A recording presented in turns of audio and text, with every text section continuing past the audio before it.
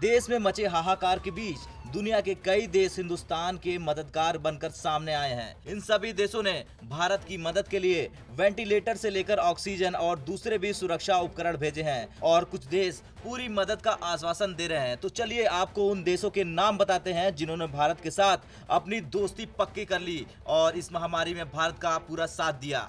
इन देशों में अगर सबसे पहला नाम आता है तो वो है ब्रिटेन का। ब्रिटेन से वेंटिलेटर्स और कुछ अन्य मेडिकल डिवाइस लेकर विमान दिल्ली पहुंच गया है। ब्रिटेन के विदेश मंत्री डोमिनिक रॉब ने कहा है कि ब्रिटेन मुसीबत के इस समय में भारत के साथ खड़ा है। वहीं सिंगापुर ने भी 250 ऑक्सीजन कंसंट्रेटर और इलाज के लिए दूसरे सामानों की खेप भिजवाई है। मुंबई में सिंगापुर से आया सामान उतार दिया गया है। रूस ने भी भारत की मदद के लिए हाथ बढ़ाया है। रूस ने रेमडेसिविर जैसे दवाइयों की खेप भिजवाने का प्रस्ताव रखा है। ताइवान ने कोरोना के बढ़ते मामलों पर चिंता जताते हुए कहा है कि वो भारत की मदद के लिए तैयार है।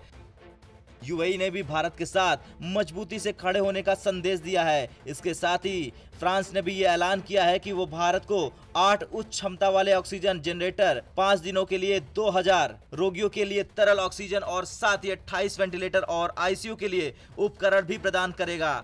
अमेरिका के राष्ट्रपति जो बाइडेन ने कोरोना संकट से निपटने में भारत को मदद मुहैया कराने के लिए आवश्यक चिकित्सीय, जीवन रक्षक आपूर्तियां और उपकरण समेत हर तरह का सहयोग देने का आश्वासन दिया है। तो वहीं भारत की दोस्ती निभाने में ऑस्ट्रेलिया भी पीछे नहीं रहा। ऑस्ट्रेलियन स्वास्थ्य मंत्री ग्रेग हंट ने कहा है कि सरकार इस बात पर विचार कर रही कि वो मदद के लिए क्या भेज सकती है। यूरोपीय संघ ने कहा है कि वो कोविड-19 से लड़ने में भारत की तेजी से मदद के लिए संसाधन जुटा रहा है। ईयू ने पहले ही अपनी नागरिक रक्षा प्रणाली को सक्रिय कर दिया ताकि भारत को तत्काल ऑक्सीजन और दवा आपूर्ति सहित अन्य मदद की जा सके।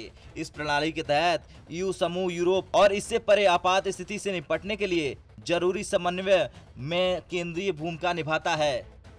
आयरलैंड भी इस हफ्ते 700 ऑक्सीजन कंसंट्रेटर भेजेगा। तो वहीं जर्मनी ने भी कहा है कि वो mobile oxygen production plant, 120 ventilators और 8 करोड़ से अधिक मास्क उपलब्ध कराएगा।